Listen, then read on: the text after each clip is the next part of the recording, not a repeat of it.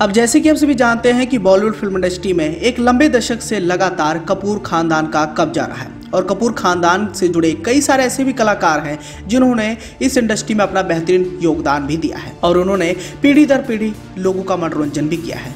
अब एक तरफ जहां कपूर खानदान से जुड़े कई सारे कलाकार आज भी बॉलीवुड फिल्म इंडस्ट्री में एक्टिव हैं, वहीं दूसरी ओर कई ऐसे भी कलाकार हैं जो आज इस दुनिया में नहीं है, लेकिन उनको लेकर चर्चाओं का केंद्र आज भी बरकरार है। और इसी कड़ी में हम शशि कपूर की बात करने वाले हैं, एक ऐसा कलाकार जिनकी खूबसूरती पर लड़कियां फिदा रहती थीं, लेकिन इन्हें अपनी असल जिंदगी में बहुत ज्यादा दिक्कतों का सामना करना पड़ा। यहाँ हम आपको इस बात की जानकारी देना चाहेंगे कि साल 2017 में लंबी बीमारी के बाद उनका निधन हो गया था। हालांकि एक ऐसा भी समय था जब कई ब्लॉकबस्टर फिल्म देने वाले शशि कपूर एक समय पर करोड़ों दिलों की धड़कन हुआ करते थे। शशि कपूर के अगर फिल्मी सफर की बात करेंगे तो करीब 150 से ज्यादा फिल्मों में इन्होंने काम किया, जिसमें ज्यादातर फिल्में हिट रही। शशि कपूर का असली नाम बलबीर राज कपूर था। अब एक तरफ जहां फिल्मों में उनका सिक्का चल रहा था, वहीं दूसरी ओर उनकी जिंदगी में एक ऐसा भी समय आया जब उन्हें काफी दिक्कतों का सामना करना पड़ा। अमर उजाला की एक एक्सक्लूसिव खबर की माने तो शशि कपूर ने 60 के दशक में लगभग डेब्यू किया था, जो सक्सेसफुल भी रहा। इस दौरान उन्होंने करीब 116 हिंदी फिल्मों में काम किया। लेकिन कहते हैं ना, जिस तरह तेजी से चमकते हुए सूरज को भी ग्रहण लग जाता है, ठीक उसी तरह शशि कपूर के करियर के साथ भी हुआ। इसी दशक में उनके पास काम के लाले पड़ गए और उन्हें काम मिलना बिल्कुल बंद हो गया। परिवार वालों ने भी उनकी ज्यादातर मदद ना की। काम ना होने की वजह से शशि कपूर बहुत ज्यादा मायूस भी हो गए, लेकिन घर तो चलाना ही था ना कुछ काम तो करना ही था। घर की हालत को देखते हुए शशि कपूर कुछ ना कुछ करना चाहते थे और वहीं अपने घर को भी चलाना चाहते थे, और मजबूरी के चलते उन्हें अपनी स्पोर्ट्स कार भी बेचनी पड़ी।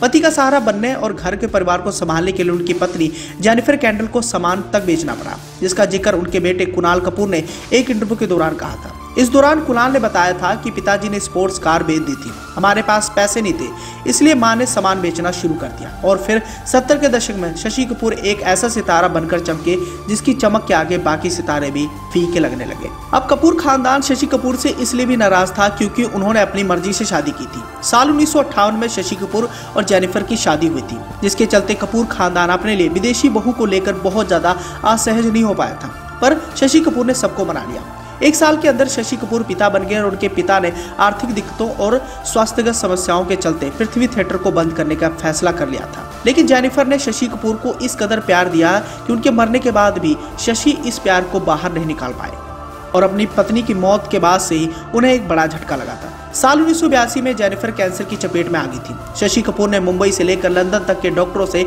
इलाज कराया, लेकिन 7 दिसंबर 1984 को जेनिफर का निधन हो गया और वो अकेले हो गए। बताया तो ये भी गया कि पत्नी के जाने के गम में वो घंटों तक अकेले बैठकर रोया करते थे। अब समय रहते वो खुद को संभालते गए, लेकिन 4 दिसंबर 2017 को अपनी मौत के समय तक शशि कपूर जेनिफर की यादों के साथ जीवित रहे और इस तरह कपूर खानदान का एक बेहतरीन सितारा अस्त हो गया। वैसे देखा जाए शशि कपूर की जिंदगी से जुड़े कई सारे से दिलचस्प किस्से व कहानियां हैं जो आपके दिल को छू जाएगी। यहाँ हम आपको इस बात की जानकारी देना चाहेंगे कि अमिताभ बच्चन, जिन्हें बॉलीवुड फिल्म इंडस्ट्री में महानायक का तमगा हासिल है, उनकी मदद करने वाले शशि कपूर ही थे, क्योंकि 90 के दौर में अमिताभ बच्चन को एक बड़ी हिट फिल्म की तलाश थी। एक तरफ जहां एबीसीएल बर्बाद हो गया था, वहीं अमिताभ बच्चन को कोई काम देने से डर रहा था। ऐसे में शशि कपूर ने एक बड़ी फिल्म का निर्माण किया। इस फिल्म के निर्माता निर्देशक खुद ही थे। फिल्म का नाम था अजूबा, लेकिन यह फिल्म बुरी तरीके से फ्लॉप साबित हुई, जिसके चलते उन्हें करोड़ों का घाटा भी हुआ।